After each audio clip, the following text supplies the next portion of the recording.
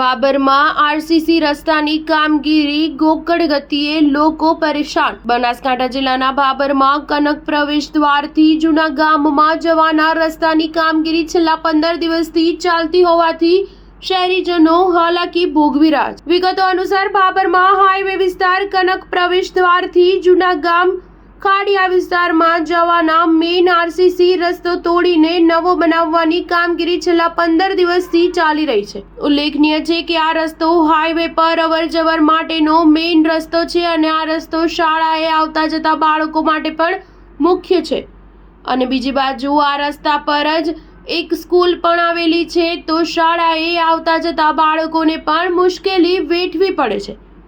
બીજી બાજુ આરસીસી રોડની કામગીરી દરમિયાન અહીંયા આવેલ ગટરના ચેમ્બર પણ ખુલ્લા મૂકી દેતા આ ચેમ્બરમાં કોઈ પડશે તો જવાબદારી કોની રહેશે?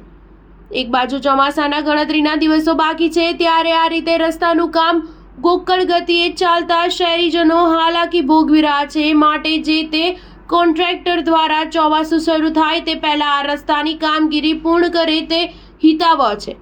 Star news 7 Banaskantha.